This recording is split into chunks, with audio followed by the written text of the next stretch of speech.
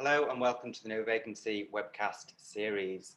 Today we're bringing you the Hotel Digital Marketing Recovery Webcast, a 180-day action plan and toolkit presented by Cooper Jitz, founder and director of Talk, and Katie Hokin, founder and director of Ecom-Boost. Over to you, Cooper and Katie. Hello guys, we'll just get the slide up. Welcome. Firstly, thank you. Absolutely big thank you for sharing your time with us this morning. I know you're busy, and so to share your time with us this morning, we are very, very grateful. We just have a little bit of housekeeping to go through to get started before we get into the grits of it. So please turn all notifications, distractions off. Toilets are located at the back of the hall. In the case of an emergency, can you please... No, I'm kidding. I just wanted to get your attention and make sure you're here with me, okay? I wish we were all together in a big conference and we were delivering this to you one-on-one and could help you. But you know, we're here now on Zoom. And so thank you for turning out. The housekeeping, what I was getting to before. So we're going to run through the presentation. The chat feature is disabled, but the Q&A feature is enabled. So what you can do is if you see something and you think of a question in the moment, type it in the Q&A section. And then the other people, the other attendees, if they like the question as well, they can upvote it. So we're going to run through the whole session, type as many questions as you want. When we get to the end, we're going to look at the questions that you pre-submitted. We had lots of them. And then we're also going to look at the ones that were upvoted. So we'll try to cover as many questions as possible. But let's get into it. Firstly, who is with you here today? So I really, really hope, guys, that Cooper and I are the perfect blend for you today. We have totally different styles. We have totally different styles and different experiences and backgrounds. But when we come together, we have a lot of synergies. And one in particular is hotel digital marketing, which is an area that I specialize in. And I've got that on property experience. And then we've got Cooper, who comes from that full model agency perspective. And honestly, guys, there is not one question you wouldn't be able to throw at Cooper without him knowing the answer. He is a digital wizard. That's an intimidating intro. Thanks, Katie. Yeah, I founded Talk Agency. I run Talk Agency with an awesome team. We have about 30 team members in Australia and Brazil and Portugal and a few different locations. And yeah, we do a lot of work with the hotel sector, and we've worked with Katie for a number of years. So Katie's pretty good at pressure testing us with pretty much everything we do, which is definitely a good thing when you're in a very competitive industry. Definitely. Okay, so we just want to cover a few things before we get to the 180-day plan, which I know you're here for. Why now is the time? So the last couple of months have been, you know, I don't even need to tell you because you've lived it yourself, right? We've all been through this together. And now, dare I say it, we're probably sick of hearing it and reading it, but the road to recovery is on its way. And there are some really, really unique opportunities that you can jump onto now. And I guess we just want to point out why now and why digital marketing. Definitely. Basically search volume, if you look digitally, it fell off a massive cliff. It took a huge nosedive, as we all know. Through Jan, Feb, March, April. It bottomed out in April and it bounced 30% in May. We're thinking that by the end of June, you'll be seeing a bounce of about another 30% in the end of June. And what's really critical, if you're an individual hotelier or you're a marketer or anything like that, is the big players in digital. So think OTAs, really big sort of buying groups in global offices for the big chains, things like that. They're not spending like they were in January. So while the volume or the demand has jumped 60%, we have not seen a jump in cost of 60%. So there's this awesome sort of gap right now where you can jump in and you can make quite a lot of, what's the saying? Make hay while the sun shines. Okay, so now we know why digital, why now, perfect opportunity to jump in. We just want to get you thinking about your P&L. We're going to inject funds, but where are we going to inject it? And depending on your property situation, everyone on this call is going to be in different properties with different sizes and backgrounds and facilities available.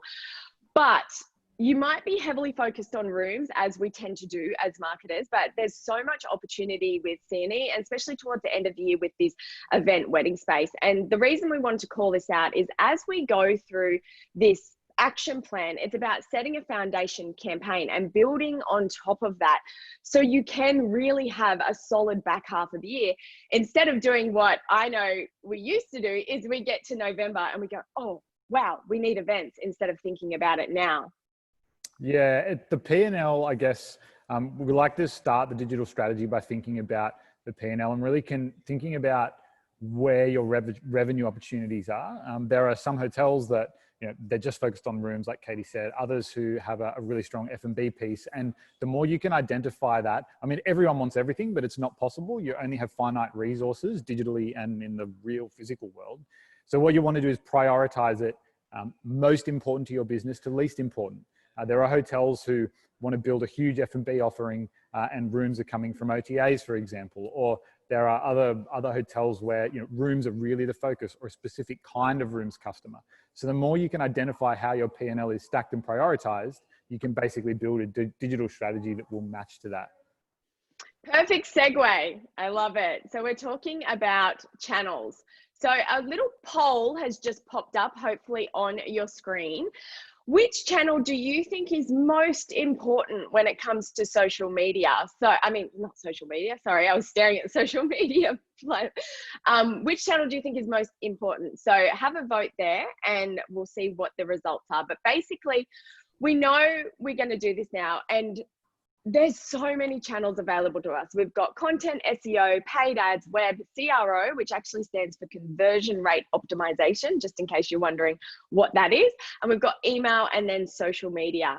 Each one of these can be used in silo, right? So we can activate each one of these channels individually. But I guess where the magic happens and what we want to help you with today is getting these channels working, dare I say the word, holistically. That's really where the magic happens. And I say magic, but I really just mean kind of strategy and tactics to bring it all to life. So when we're looking at each of these, you might be thinking, great, I've got a team, we can activate all of this. Hey, I'm only a one-man guy here trying to do everything. You really need to consider, we don't know your individual situation, so which channel is performing best for you, and then hone in on that channel and optimize it. Cooper, do you have any, what's the best channel right now? I think I know what you're going to say, but what if we were to go straight away, what's your best channel? If you need a sugar hit, if you need something to drive results right now, focus on paid ads. It's not cheap, but essentially there is a little bit of inventory available in the market that is a little bit cheaper than you would normally get it. And it can deliver you a quick win. If you're looking to set yourself up for the lowest possible cost per booking acquisition or cost per customer acquisition over the next 6 months, you want to focus on a combination of SEO and content. They're really the focus areas if you're to focus on only one or two sort of focus areas. Yeah, one or two. And just to quickly call out, I have the results of the poll, and social media was the top one. So yay, guys. I'm with you on that one, because that's a big area for me, social media. And then we had content, SEO, paid ads, web. So, I mean, everything is important, guys, but just interesting to hear where you guys are at. Okay, so now we have another little poll. And before we go into it, we just want to ask you quickly, have you set up a funnel campaign? If you don't know what I mean, you can hit no. And if you do know what I mean, you can hit yes if you've set it up before. So on the last slide, we talked about the channels, and hopefully you know all of these channels. What you might know is how to use these channels, and what this is called is funnel marketing. So you're starting at the top of your funnel, and what you're going to do is no matter what channel you decide to use, you're driving as much traffic as possible to the top of your funnel, and then you're feeding people through the funnel to introduce your brand, educate them about you, all the way down to the bottom, to the bottom of the funnel, which is the conversion, right? And for most of us, that is the booking of the room. So this concept definitely isn't new. There's nothing new about this. And you could even think of the sales talk of a cold, warm, hot lead. And just in case you aren't familiar with this topic, just take a little bit of a moment to read that table so you can understand the process. So the biggest mistake that we see is people go out to a cold audience with a hot offer, and you will get some results on that. And, you know, Cooper's got plenty of stats around that does work, and that's your sugar hit, right? But what you want to be doing is really introducing your brand and nurturing them. So it'd be like walking out onto the street, right? You're walking down the street, you see someone, you say, will you marry me? It's just absurd. You would never do that. But for some reason, because we operate in the digital world, we think that we can totally bypass that process of getting knowledge, you know, the dating process of building up the trust, the knowledge, the like, to then say, hey, introduce to the brand, and then go down to the bottom, would you book with us? People just think that they can bypass that. So you are hammering your 35% off, your B&B offer, like whatever it is. I know what it is. We're offer mad in our industry, but you're going out to a cold audience. So hopefully that explains a little bit the funnel structure. Yeah, pretty much what the goal is here is you really want to focus on, because the polls come in, a lot of people haven't built a funnel before. 83%. Listen up, guys. This is digital. What you really want to focus on, and sorry, just to clarify, the reason why you really want to champion this in all of your organization is because if you build a funnel with good content, you are going to drive 60, 65, 70% improvement in your return on investment. It's a very meaningful amount of growth.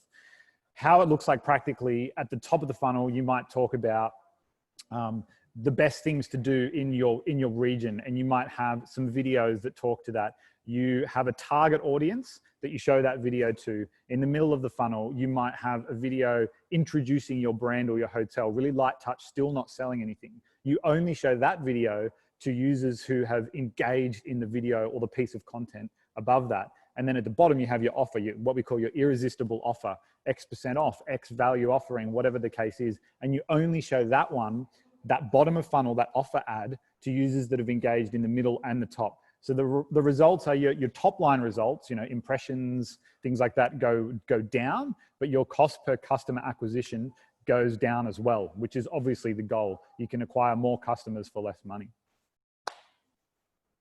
Okay, we had to cover that because we have to, and now we're actually getting to the bulk of the presentation here, which is why you joined us today. So the 3 steps on what we do now from July to December. In each stage, we're going to show you something that is for now, so something you can implement in the month, and then something you can set up to then build on to keep going forward in the stages. So there's like a 2-pronged approach here, for now and for later. With this slide, before we get into it, I just want to call out one thing. I know, there's a big table and I have to do all the things. How Cooper and I have put this together, pretty much just focus on the top sentence. So this top sentence is the marketing strategy recommendation highlighted. So the words that are highlighted are what we are recommending you do. And, you know, even if you can only do one of them, great. The table underneath where you see the 7 different pillars, which we touched on before, and then the month, this is tactical implementation. So how do I bring this to life? If I was to use content, if I was to use email, if I was to do social media. For the topic of this conversation right now, as much as Cooper and I would love to go into it in detail, we would be here for 2 days. So we are only going to focus on the top section. So July and August, we want you to launch a local offer, get your content production underway, and activate gift certificates. Yeah, so pretty much the reason behind this is to give you that sugar hit. So if you're a GM, or if you're reporting to a GM or a hotel owner or something, you're looking for revenue immediately.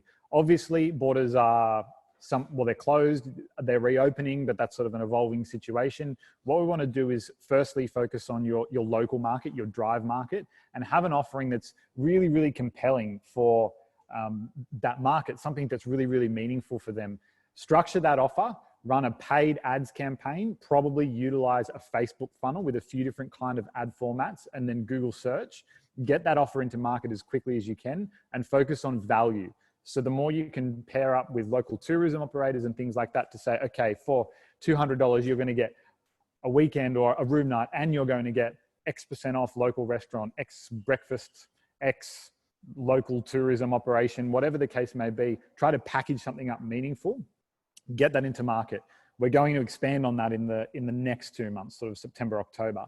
While that's bubbling away and generating results, we want to focus on... While you're getting your sugar hit. While you're getting your sugar hit, we want to focus on gift certificates. So yes, gift certificates have been done. Everyone's doing them. But the reality is, if you have a really creative piece of marketing driving them, you can book revenue now on something you will fulfill the order on later when your operations are sort of more ramped. So gift certificates is still a really meaningful piece that you should consider. Don't worry too much about the mechanic of offering it. That's not too hard to offer out a gift certificate for sale online. It's more the marketing message for it, or the creativity around it to get it to stand out. And then while that's bubbling away, generating revenue, you want to focus on content production. This is important. Let's be really, really frank. If you have team members that are on JobKeeper, or they're working part-time, or they have time available, if you're in a situation like that, get them together and produce some content. If you've got a budget, you can use a videographer, you can use an agency such as ourselves, but at the same time, you can also do it on an iPhone. You can DIY. We're going to provide in the toolkit a template that you use to conduct research, which will tell you the right content to produce in order to drive return on investment.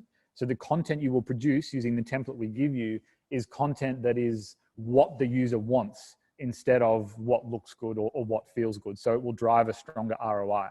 They're really the three main things to focus on for July and August. And just with the local offers, I've seen some really creative things, guys. Like an offer I saw in market was for a room, and they paired up with a flower supplier, chocolate and wine. And they set up the room as a really gorgeous, romantic kind of picnic style. This was a couple of weeks ago when we still didn't want to go out into the open air, right? But it was a really unique way of marketing because they had this gorgeous picnic set up in the room. We've seen people doing hampers, hotels putting together hampers that people can come and pick up the hamper and take it away. If you've got your kitchen there, can you put together the hamper and people can take it away? And we've also seen discounting of gift certificates that we saw. And I know it's the big guys, but the likes of Marriott are literally selling the whole room experience. You can buy their slippers, their robes, their sheets, their pillows. So yes, a big project like that, you might think, oh, I can't do that. But it's about the little steps. You know, can you just start with the sheets, or can you start with the pillows? How can you sell an in-room experience? So we're seeing some really, really creative things in market right now. Which leads us on to step 2, which is September, October. So as I said before, we're going to try to build on top of what we've already created. So Cooper has told you we need a local market. We're valued add. We're partnering with suppliers. Now, how do we take that offer into a full funnel approach? Because you may have thought we're contradicting ourselves by telling you to go out with a hot offer, right? When we just told you about funnels. Don't worry about funnels for now in July, August. Put your funnel structure into place September, October. Then we also want you to think about lead gen and a CRO process. Yeah, so with funnels, the reason why we're saying wait till September, October potentially is if you don't have content. So if you've gone about producing a big bank of content that's really engaging and really creative and talks to what your users want, again, using the template that we're going to send out to you, you've now got this huge amount of content. You've already got a campaign that's running with your locals offer and you're generating results there. What we want to do is if you've got a campaign that's this big, we want to expand it out like this into the full funnel. How you do that is you might have an offer ad right now. You seed those additional videos in sort of in the step 1 and the step 2 of the funnel. Potentially look at some different ad formats, some different platforms, keeping in mind that Facebook's obviously a big one. Google AdWords is obviously a big one. There is meaningful opportunity in, Instagram, LinkedIn, Twitter, YouTube, display remarketing, private ad exchanges, etc. So what you really want to think about is once you've got your initial campaign humming away, you expand it into a full funnel. Your initial campaign will get revenue in the door, but it will not be the most cost-effective revenue because you're marketing a direct cold audience. Once you get to this funnel approach, you'll improve on what you've already got, or you'll build on what you've already got utilizing your content, and it will drive your cost down pretty substantially. With lead gen, it's important that you have a strategy. If you're a business that needs leads for your sales team for MICE, C&E, conferencing, weddings, social events, it's important that you build a strategy or a plan around that specifically. You can deliver warmer leads into your sales team. You can optimize their time, and it's an opportunity to really sort of influence and drive improvement on the sales side of your business. How we go about doing this is using broad content marketing that talks to your target audience, gives something of value away, and then gives something of value away again, and then converts into a lead. So it's a lead conversion point instead of a sale. It's the same thing in terms of you're still building a funnel, but it's just a different kind of funnel. Then the third thing to focus on through September, October is CRO, conversion rate optimization. If you haven't heard of it before, this is definitely the biggest opportunity every single hotel has right now because budgets are tight. If you're delivering 1,000 users to your website in a 1 month period, let's say, let's just pick a round number. And out of those 1,000 users, you're converting 100 users into customers or into sales. You can utilize software, which is very, very cheap. Crazy Egg, Hotjar, there are a bunch of different ones if you just Google them. You can utilize software to run on your website that will you can throw different tests or display different tests to your users. So you come up with an idea. It might be, what will convert better, a red button or a blue button? You use the software to A/B test those two variants over a 30-day period, and one will perform better. Then you implement that into your website or build it into your website permanently on an ongoing basis. It means that instead of your website performance going like this, it goes like this. It's always continuously improving. If you can imagine doubling your rate of conversion from 100 customers to 200 customers in a month without having to spend a single cent on additional advertising or marketing, it's pretty much as good as it gets. So and I think that's where we get caught up. Marketers get caught up in the paid advertising space, right? Which is your sugar hit, and CRO is often neglected. And just to give you, if you're still wondering kind of what are you guys talking about, I'm going to give you an example that we actually implemented with Talk Agency, and it was just simply changing the button color from from a gray to a plum. And then another one was, what we didn't realize is how popular the header of our home website was. So once we implemented the tracking software, we thought, oh wow, look at how many people are actually clicking along on this header.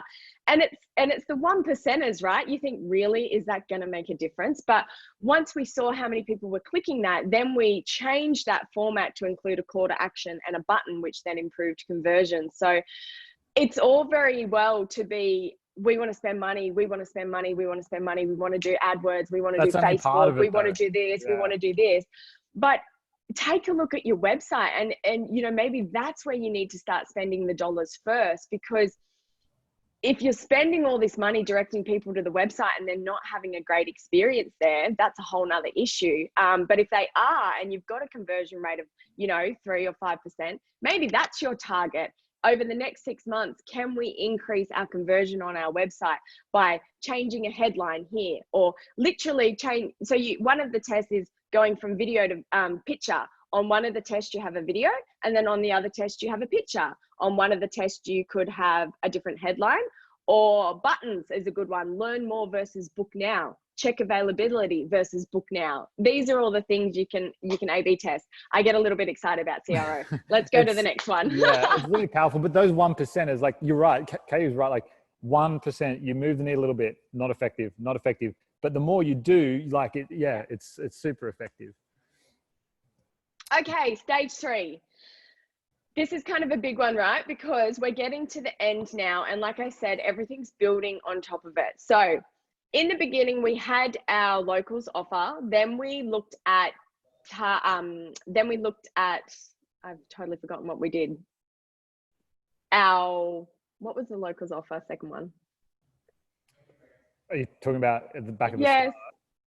We had our locals offer. Sorry guys, we had our local offer. Then we put it into a full funnel. Now the next step, still with that same existing offer, is tightening the targeting and adding in our summer offers, because that's where we'll be now. We're going to expand on this a bit more detail. What does it mean targeting, and how do you do this? And also, how do you not get caught up doing all the things and you build one really good campaign? Plus, we want you to consider events and experiences for the end of the year.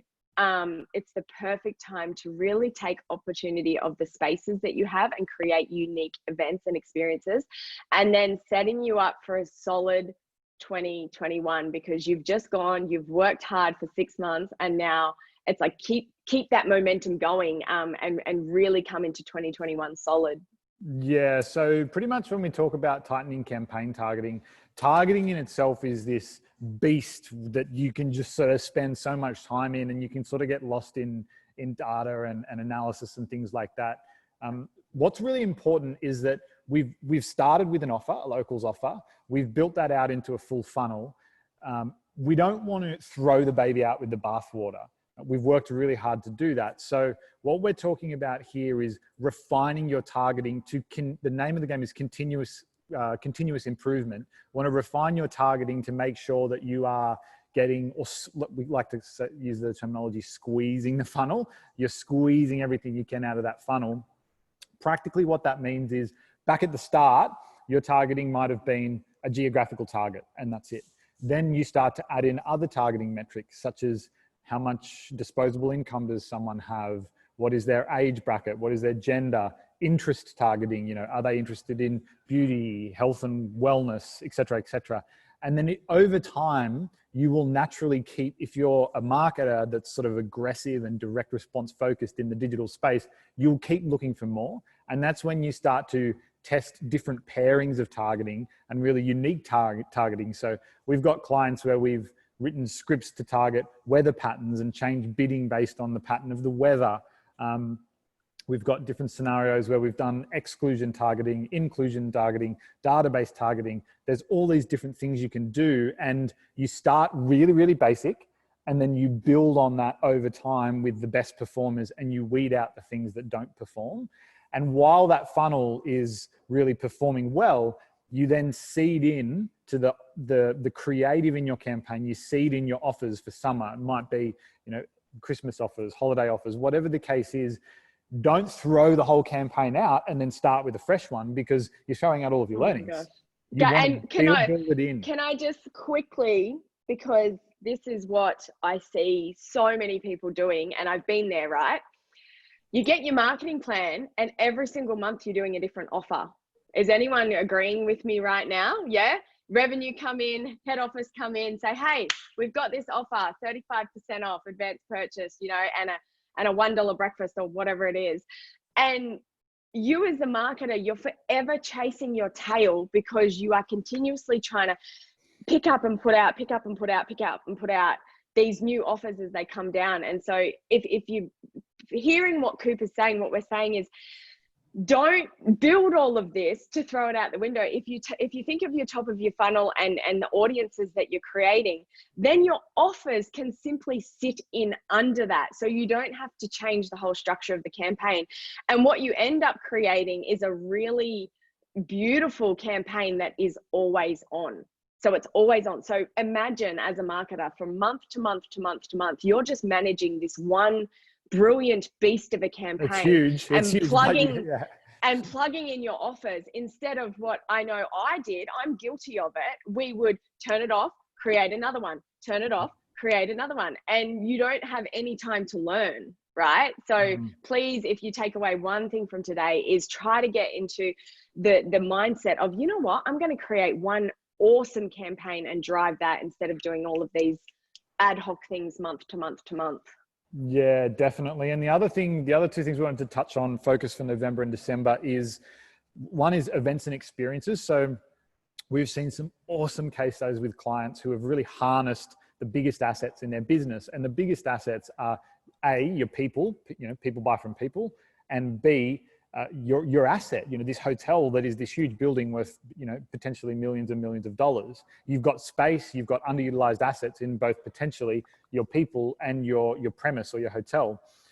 Coming up with a new concept creatively, and this is something you can do internally, brainstorming with your team and workshopping with your team, coming up with something that is unique, a unique offering that can be uniquely yours, and then taking that to market with a really creative, innovative digital strategy, using your different channels, your email, your social, your campaigning, all those different elements, and packaging that together, you can take bookings online and again, generate a whole new source of revenue. You can stand up a new revenue stream in your P&L from scratch with the assets that you already have at your disposal. We've seen scenarios where clients have spent a couple of $1,000s in advertising through different digital channels and come up with a really cool concept, and they've been able to generate $50,000, $100,000 in new revenue over a sort of 60 or 90-day period, which is really meaningful. I guess the other thing is that we just wanted to touch on as you sort of come towards the very back end of this year is avoid changing too many things too fast, because there's going to be so much noise in terms of everyone, you know, being in market for summer and everyone out of lockdown and all the rest of it. Instead, trust the funnel you've built. You're going to have put so much energy into this funnel. It's content, planning, ads, where, you know, funnels can have 10, 20 different ad sets in them. It can get pretty big. Trust that, the value of that and the ROI you've proven out of that, and instead focus on planning for 2021 so you can get a head start. So if you're fortunate enough to get a quick break over the Christmas period, you can come back in and you know exactly what you're going to be doing for 2021. That's really how we sort of see the year bookending, as opposed to going and changing too many things too fast, because that's really going to augment the data you've got from a conversion point of view or from a learnings point of view. And we really need to try and avoid that. Okay, we've just covered a lot, and you're still probably thinking that's great, guys, but how do I actually do this? So you've heard there's so much work to do, right? And even when Cooper just said, then, you know, your funnel could have 20 ads. I know some of you are not going to be in the position to do that. Okay. And that's fine. That's totally fine. We don't know where you are or what property you're working for. And maybe your funnel just has one ad, you know, one destination piece, one video, and then, you know, one offer, and that's fine. My biggest thing to you guys, and because I'm so like passionate about this, because I know what it's like on property when you are just bombarded with all the things to do. When you're doing digital, you start to think, is this working? Like, is this really working? And yes, it does. Every single 1% you do, like, it does make an impact, but you need to be committed and consistent. You can't try social media for a month and say it didn't work. You can't do one optimized page for SEO and say it didn't work. You can't run one Facebook ad and say it didn't work. Digital is commitment and consistency. And under every single one of those channels, there's a lot of work to be done. There's lots and lots of action items, and Cooper's going to show you a bit of the project plan just briefly. We're not going to actually show you today because it's epic. There's too much. But let's say you get the project plan and you look at it and you might go, I don't even know where to start. Pick what interests you. You know, maybe you want to learn about Facebook ads. So pick the Facebook ads pillar, and even if you tick off the top 2, let's say in order priority, you can only physically manage to learn about Facebook ads and tick off the top 2. You will be miles ahead of anyone else. If you are in a unique situation where, let's say you've got a team of 5, everyone pulls off their areas, you all get together, you know, and you can bring it to life that way. But guys, please know that every single 1% counts. Like what we were talking about before, learn now versus book now, a red button versus a blue button. It does pay off. Please trust us. Yeah, for sure. I think the way to look at this is you've got a few things at your disposal. There's only a couple of levers you can control as a marketer with a hotel. There's money or budget, and there's time. And when we talk about time, you've got either your time or time of your suppliers, which if you're paying them is part of your budget. So basically what you need to do is focus on what is the best solution. How can you extract the maximum ROI out of the time and budget that you have? And that's going to be different for everyone. There is no uniform approach, but essentially this project plan that I'll just sort of skip through as I'm talking now is cut up into 2 components. You've got a task, and that task is what you need to do. And there's a description that is attached to that task. And then you've got time, and time is when you need to do it. So some things are like in month 1, in month 2, other things are you need to do this every month.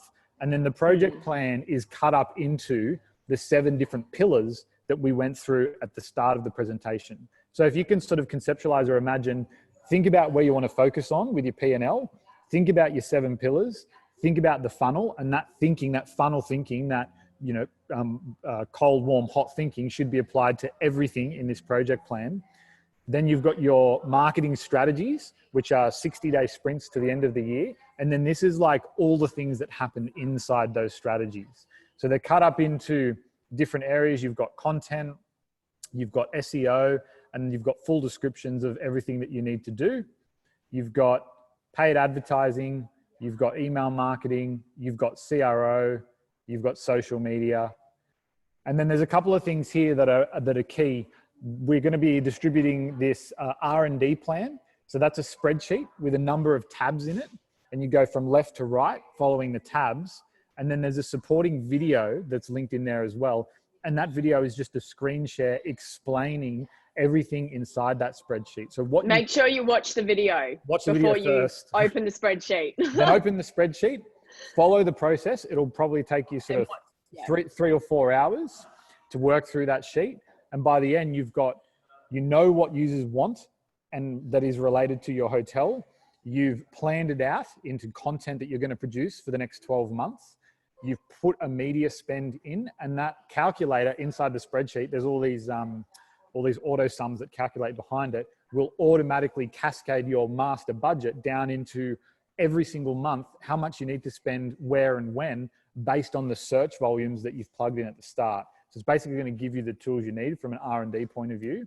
And then we've got supporting videos linked as well. And those videos are 3 to 6 minute videos, again, just screen shares, 1 per project plan or 1 per digital pillar, which will explain the plan more, explain the thinking behind it, and explain what you need to do. So the idea is you might be plugging into a full agency such as us.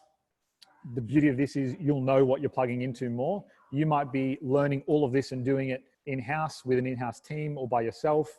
You might be doing it in-house and using a couple of freelancers or subcontractors or something like that. There are really different models for everyone. This is the foundation for any of those models. It's just find the best skills, find the most amount of time, get the most budget. When you've worked out what you can do with those things, this is basically the foundation for that. I think that's our timing is flawless. It's 11:09. So that's exactly what we wanted, because we were inundated with questions, right? I think, you know, there was over 250 questions, and there's some questions as well that we're going to address now. So I'm going to just first, there's a few that have been upvoted on the Q&A panel. I think these are relevant to what we were just talking about. So I'm going to address them first, but we do have some that were pre-submitted. Some of them will answer a little bit longer, and some of them we might just rapid fire. Okay. So will this recording be available for later? Yes, you will get a follow-up email from the team, and you will have access to everything, this whole recording, the presentation, everything Cooper just ran through. So that one is done. Okay, this is one that I also saw come up a lot in the thing. How do you answer the question? How much do we need to spend in paid media to have an impact? Oh, that's a good one. Pretty much when you talk marketing, OTAs are going to charge 13, 14, 15, 16, 17%, depending on your arrangements and your agreements. Direct marketing like this, you really want to be able to acquire bookings for 10% or less of your revenue. So if you're looking to generate $100,000 in revenue, you want that to cost you $10,000 or less to generate. Now that is inclusive of media spend, agencies, suppliers, you know, costs for in-house team members, the content, the everything in that. So basically to work backwards, if you've got a target for the next 6 or 12 months, you say, okay, here's our target, and it should be KPI driven, business KPI driven. And then you say, here's 10% of that. And then what is in your sphere of influence or control is where that 10% is allocated. So you really want to allocate that to wherever you're going to get the best ROI, but under 10%. We've seen bookings cost as low as 4%, and we have seen them creep up to 11% when it's been super competitive. Awesome. Can you please just remind people of the 2 CRO software platforms that you said? And then second to this, you guys have a lot more data. When you're benchmarking, what's a good conversion rate in your, in your opinion, for our industry, not all the other industries, for us? Keep it relevant. Yep. So Crazy Egg and Hotjar are some good examples of sort of that database software that you can use. I think the subscriptions cancel at any time, free trial, and then I think they range between sort of 30 and 100 Australian AUD a month. In terms of benchmarks, we've seen where a client is really cracking along with a full funnel approach, original content, strong offers, integrated, organic SEO, paid, and it's sort of all working. The cogs are sort of twisting like this. We've seen booking conversion rates of around 22%, 23%. An industry average is sort of high, guys. Don't be. That's very, very high. Yeah, you're really cooking with gas there. Otherwise, an industry average, you can sort of see anywhere between, depending on your specific markets, it's different with states and competitive comp set and 5-star versus 3-star, etc. Full service. But hard. you can sort of vary between 7% and about 14.5% generally. Yeah. And I feel as well that, so if you've got a chain, if you're a brand, you'll convert better than if you don't, and it's simply just by brand authority. What you want to do is, a good one on that is, what you want to do is set your KPIs for your business based on the first month of activity. And then what you want to do is always improve on that. You should always be improving. So consider industry averages, but set it based on, because your KPI may underperform against the industry average because you may not have access to an in-house team of 12 marketers or a huge budget or whatever. So you need to keep aware of the industry average, but also run your own race. Paid marketing. How do we compete with the OTAs? Just implement the funnel structure we talked about. Implement the funnel. Very few people do the funnel fully. 88% of people aren't doing this on this webinar. OTAs, they're not doing it. Yeah. They can't do it because it's very labor intensive and it's unique to each business. The funnel piece, the original content, the different steps for the user, that is the direct marketing non-OTA approach, because OTAs will always win because they can write a bigger check. So there's no point in going up against them for the most expensive keyword in Google AdWords or whatever, because it's a different piece. Please share the pillars again. You'll get a copy of this presentation, so you'll be able to see our 7 pillars. So that's all good. I'll just keep over in this one before I jump over to the Crazy Egg. Sorry guys, the CRO program is Crazy Egg and Hotjar. Just, we've got that going through. Sorry. Bit clearer. Okay, I'm just going to jump over to one of the ones that were, because I know, especially my background and we're working, we're working with the bigger guys in the chain. So there's a fair few questions that came through, and 2 of them coming together that we're going to, so it's difficult, small hotel, how do we get seen and found? Hey, I've got bare bone staffing. What's the best way that I can do this? Another one, it's just me trying to do everything. What should I focus on first? We had a lot of that same theme. And so that's telling me that you guys are you're not a part of the big chains and you've got your own place, and you're trying to do everything yourself. And I feel for you. And unfortunately, the advice is you have to skill up. And so if this is a priority for you, which, we're going to tell you, of course it is, you need to know how to digital market your property. If this is a priority for you, you have to upskill. And so what I said before, play to your strengths, right? So yeah, I'm a digital marketer for hotels, but I have strengths. I'm not that good at written content. So I focus a lot on paid ads and upskilling on that. And even I know Cooper as well, even though we are running our own agencies, do you know what? And not to make it about me, but just to give you a bit of insight, every single Tuesday night, I do digital training, digital courses to constantly level up in this space. Because I need to keep learning. And every Tuesday night, it's in the calendar. My family knows I'm doing it. There's nothing. I literally sit down and I do the training. And it's about getting into that is this a priority for you? And if you are smaller and you need to do it, you need to upskill in whatever the channel that you find interesting. Did you have any more on that, Cooper? I know it's not the best answer, but I totally agree. What other solution is there, right? Develop skills is really important, but recognize that it's okay that you're not doing everything, because it is not possible. We have four teams at Talk, and each of those teams have different specialists. I mean, if you look at SEO, if you talk to Ricardo, our head of SEO, he'll explain there are 200 different actionable tasks and pillars inside SEO. I don't know all of those. It's not possible for you to know everything. Instead, focus on developing knowledge, and then just it's a contact sport. Try things. Get a small ad up with $100 of spend.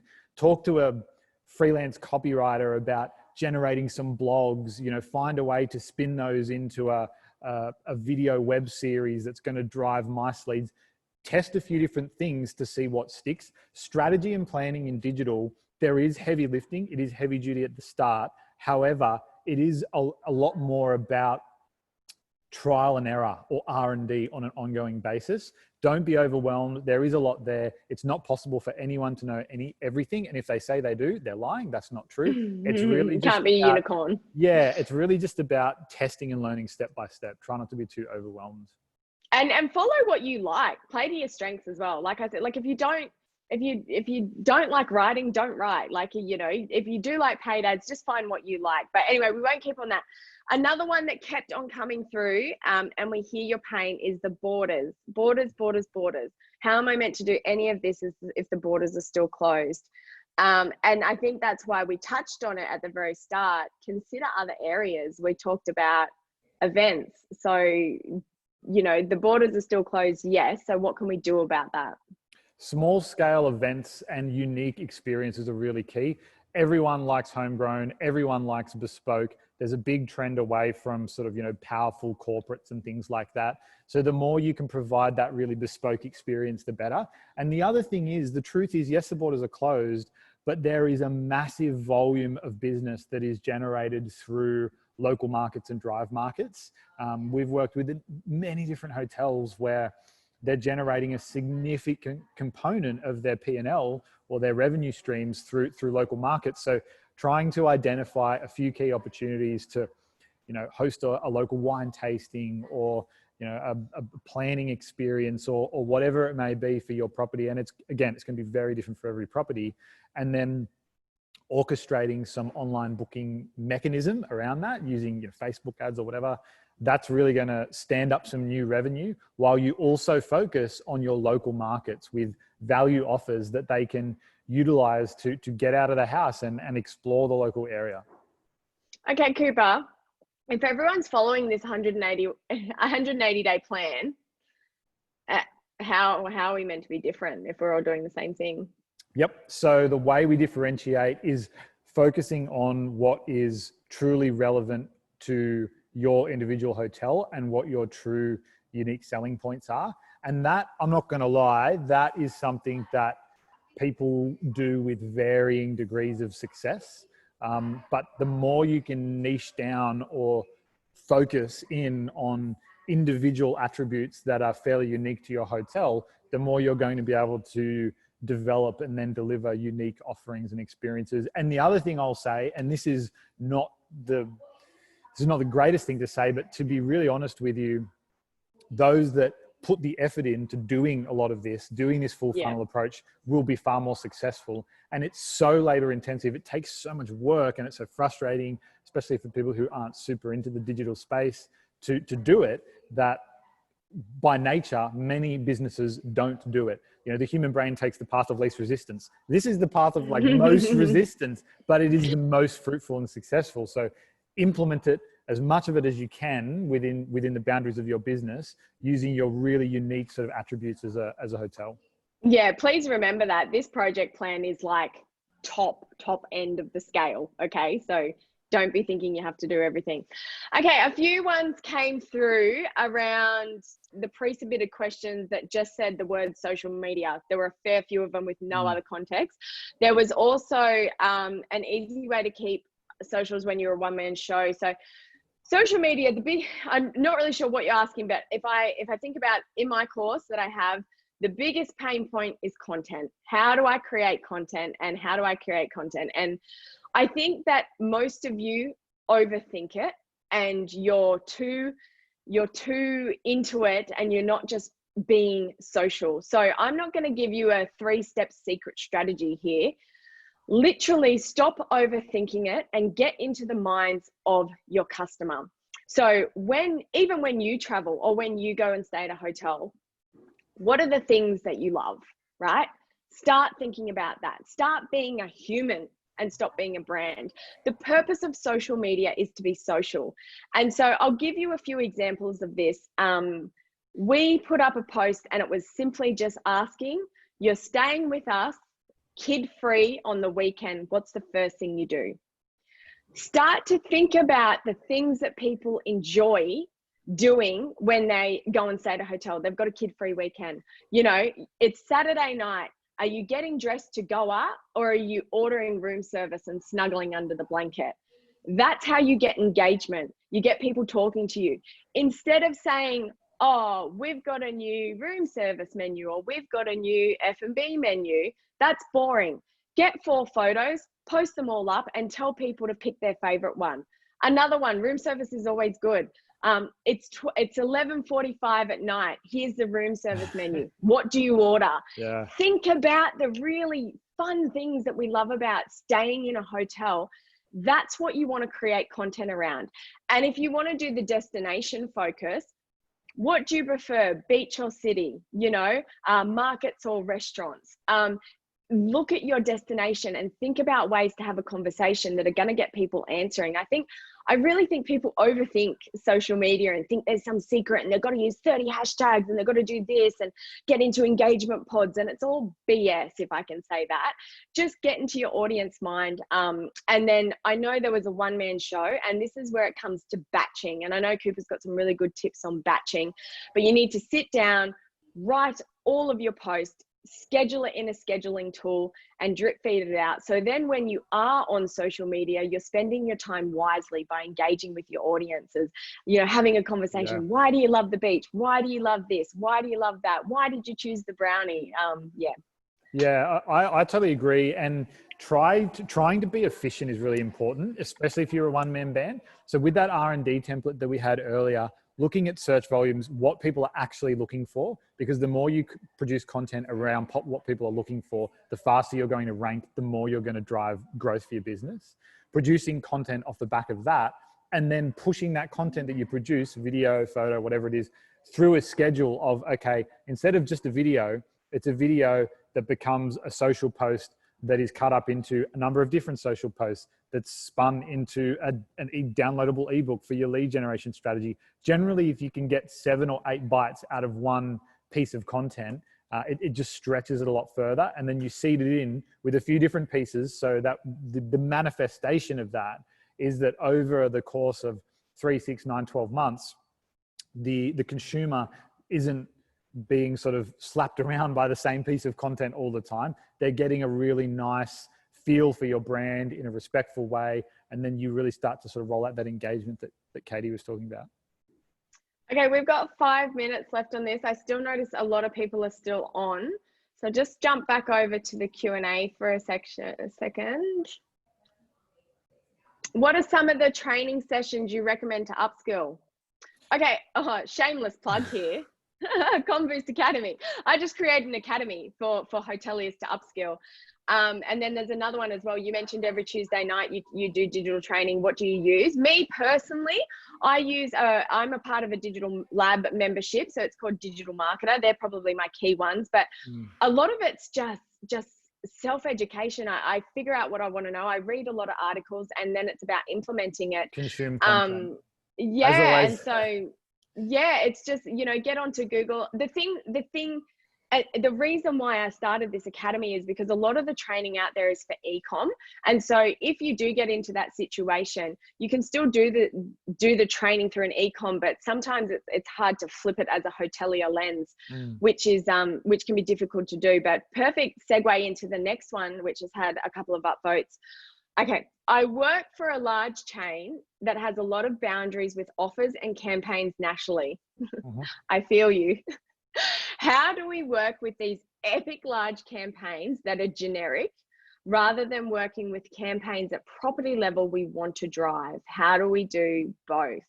I feel your pain. So you've got your chain generic campaign, which is probably, you know, a stock standard 35% off summer offer.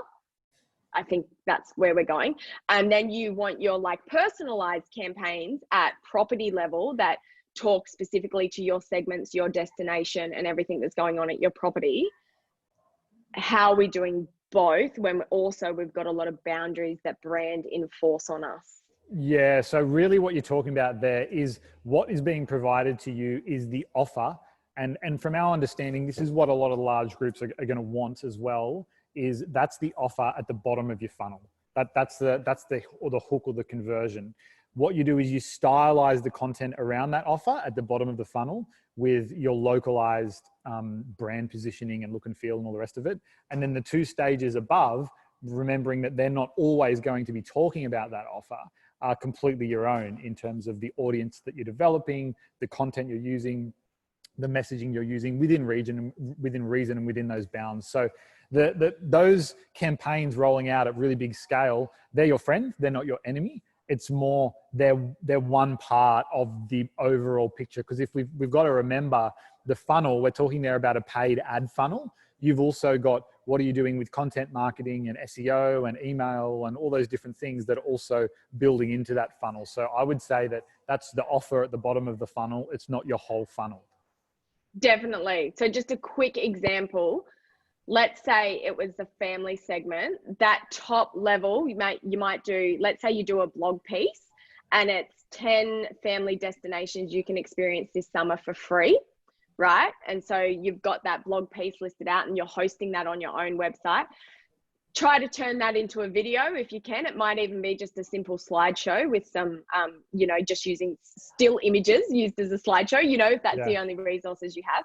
And then the next bit for that is then introducing your property. But then when we're retargeting to anyone who watched that video or anyone who read that blog or anyone who opened the email about the family free location, the offer of your generic 35% off summer is plugged in at the bottom. So you can take that concept and do as many segments as you like. If you wanted to do couples, okay, it might be your 10 romantic summer picnic locations, and then your property, and then your offer, which is the 35% off summer. So that hopefully that answers your question on how you merge the two together. Yeah, and just making sure that whatever you want to do at property level, just pressure test it to make sure there's a market there and that there's commercial validity to it. That's really important. We want to combine marketing creativity with data. You can't have data alone and you can't have creativity alone. You need to combine them together. Sorry, Katie, I've got one on, I don't know if you want to cover this or not. The high cost of Google ads. That was one that was pre-submitted. Did you want to cover that? Google ads, which also might tie in perfectly. I was just about to say ROI has been voted to the top. Yeah. So high cost of Google ads, and then what is the good ratio of an ROI on digital ads? Yeah, okay. So just to address those sort of combined and separate, the best way to address your high cost of Google ads is to get way, way, way more specific with what you're doing in Google ads. Typically, again, the human brain, path of least resistance through the Google ads platform is you form up a couple of ad sets, like you write a couple of ads in Google, plug in some targeting, plug in a budget, done. That is going to get you a result, definitely not the best result. What you want to do is do a lot more research around keyword targeting, what people are searching for when they're looking for your ads. Then you form those keywords into ad groups, and then you should write a set of ads specific to each individual ad group. What that means is your AdWords campaign will go from having 2 or 3 or 4 ad set or ads to 50 plus ads. It's a lot of work, but once you've got it in there and set, the results, we've been doing it for all of our clients, the results are way, way stronger. So definitely recommend that. That should help that combined with good targeting should help to combat the high cost in Google ads. And then if we talk about the ROI in general, or how to measure ROI, start with business KPIs. So you need X leads, you need X revenue, you need X booking, whatever the case may be, and then work backwards from business KPIs in order to get the best possible results. Don't start with digital KPIs because they're easy to sort of be fluffy, impressions, clicks, things like that. Start with business KPIs and work backwards. And that will, if you start like that from day one, that will enable you to have a much stronger, much clearer read on your ROI. Okay, one last one. I'm not sure if we have to wrap it up. There's still a fair few people on here. I just wanted to touch on, because we've talked a lot about leisure. Love to get your thoughts on how we reach corporate clients. Yes. We haven't really touched on them. Yeah, corporate clients. How you reach corporate clients, it's still a funnel. That's really important. But what you want to do is give, and then they will inquire, and then you can talk a deal. So when we talk corporate clients, it might be, C&E lead inquiries, or it could be large corporate booking discussions. This is essentially account-based marketing. So you're trying to match the traditional digital approach, which is not account-based marketing, with account-based marketing, which is essentially your sales team on the phones, drumming up business, doing, site visits and all that sort of thing. How you go about doing that? Start a blog series, start a vlog series, start a podcast, generate content that is delivering legitimate value, real value to your ideal audience, and then gently and carefully promote that content over time only to that audience. Don't do a spray and pray. Don't run ads all over the place or anything like that. Gentle content promotion and amplification might be a better word, through channels such as LinkedIn. There's some really good groups you can work in on Facebook. And over time, you'll build a little bit of an audience. And then as soon as you've got a bit of an audience, you provide them with a really gentle offer, which is still giving something away for free. The conferencing guide, the ebook, whatever it may be, that will harvest a lead. And then you move that lead through some sort of email sequencing or something to turn them into a real lead. It's slower, it's more labor intensive, but if you remember back to the 7 bites of the content, Sherry, you can produce the content efficiently, and it does work really well. I was just thinking then, unfortunately, Cooper and I are crazy, the world we work in. There's no magic thing that you can just turn on one switch and it's gonna deliver in. I'm sorry, guys, but there just isn't. Every single segment, every single campaign, or every target that you want to go after, I'm not sure if you've noticed how many times the two of us have dropped the word content, because this is the world we live in now. You need to provide content at the top and then, convert at the bottom. So yeah, I could just imagine like, oh, this is so much work. Like, surely there's something easier, guys. But, if someone tells you there is, maybe consider their background. But, we've been in this industry for a while now. There's definitely no quick, fast fix to it. And just on that, Katie, just on that, with that content, when you talk about content, the marketer's brain defaults, I do it all the time, you default to direct response. How do I close this deal? How do I achieve this transaction? That's okay for the bottom of the funnel, the offer, the ask, the take, the sell, the close. But if you're talking to someone in the middle of a funnel or at the top of the funnel, you can't think like that. You've got to turn that fully off, and you've got to be thinking. I always talk to the guys here about, we need to humble ourselves every day to all of our clients. You really need to think about, how can you humble yourself to your audience, be subservient to your audience, be giving to your audience all the time. Give, and just keep doing it. Is it painful? Can be. Is it time consuming? Yes, definitely. But it really, really does work. So yeah, the higher up the funnel you're working, the less you can talk about offers and transaction. And it takes a while to pay off, but then when it does, you start reaping the rewards. So a bit more tactical. A few of the questions I'm going through the Q&A. Thank you guys, like awesome response here, and the questions that you guys are coming out with us. I told you there isn't a question Cooper won't be able to answer, so throw your hardest. So there was a few kind of about the value part of an offer And then you mentioned 35% off in passing. That's because the big guys do it all the time. I think that's why I said it. And does always offering a discount devalue your full price? That was the one bit. And then we also had someone say around about how do we promote the value instead of having to discount? And I thought those two kind of tied together. We're in a unique opportunity at the moment where everyone is crazily supportive of the community more than ever, right? More than ever.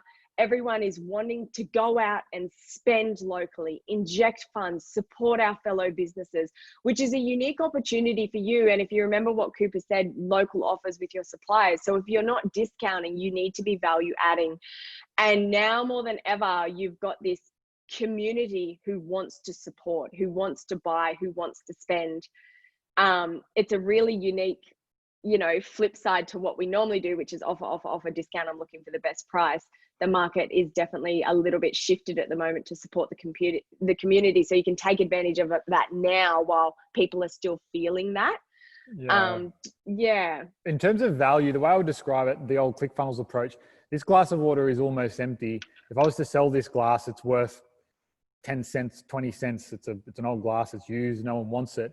But if I find the right market, if I was a celebrity and I found the market for people who love that celebrity, and then I offered this glass to that market only, and I filled it up with something that was special and targeted to that celebrity, it's going to be so much more valuable. And the same thing goes for the hotels. If you find the right market locally, and don't be afraid to niche in. So if you're in a region that has a lot of boutique wineries, for example, if you find a target market of wine lovers online, and then you offer the ultimate wine weekend at your hotel for X price, and you only offer it in that closed audience, yes, it's not the biggest campaign in the world, but it can generate meaningful growth in that market, and it can generate some really strong ROI.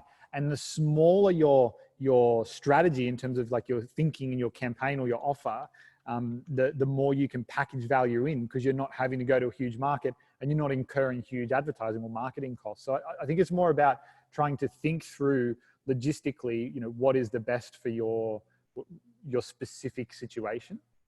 Yeah. Okay. I think we're allowed to keep going until we get to a certain number. So if you've got to go, totally fine. But otherwise we'll keep answering. Some of the questions we're getting now are really quite tactical. Are you keen to hit them, Cooper, or should we stick? Well, maybe if we wrap it up, just because just in terms of from a tactical point of view, that can get really specific. More than happy to. Yeah, they're getting really granular, about objectives and this versus that. There is one just quickly on packages, because this is a gripe with me. Having multiple packages. Cooper's said it time and time and time again. If it's got to be producing a result, don't build things for the sake of building things for a fluff on your website, right? You need to build things that are going to convert. And what I see, there's nothing more overwhelming than landing on an offer page of a website and there's 12 to 14 offers, because then that's where we get that over information paralysis and we don't know what to choose. It's like when you go to a restaurant, right? And the menu is just insane. And you get to the point where you don't even know what you want to pick. You just want a glass of wine and you don't even know which wine to pick because there's so many offerings. Same rules apply for your offers. So please do not just create packages for the sake of having a package available to each one of your segments. They really do need more thought than that. Confusion in digital, confusion will breed people bouncing or leaving your campaign or your website or your funnel. So what you want is one or two very clear offerings per component of your P&L again. So F&B offering, room offering, mice offering, etc. And then you want to build that funnel and drive as many users as you can down that funnel. Every time you crowd that funnel with more offerings or more things that aren't relevant to the strategy, you're going to get leakage, and it costs you money. There's no benefit. Yeah. Awesome. Guys, we honestly could talk all day. I hope Cooper and I were of a great blend for you guys, like I said at the start. Cooper, do you want to wrap it up? Yeah, I think just to close, we really appreciate everyone taking the time to join this. Time is not easy to come by, especially during this unique circumstance. So big thank you to everyone. Massive thank you to No Vacancy. Katie and I are both going to be there this year, so we hope to see you there. And please come up. Don't be shy. You know, yeah, you can see us. definitely. We can't. You come up and say, hey, I was on your webinar. Yeah. And then if you've got any questions, reach out to us, or feedback to the team at No Vacancy. They're going to come out with some more info and more support for you. We really are just looking to help and support the industry.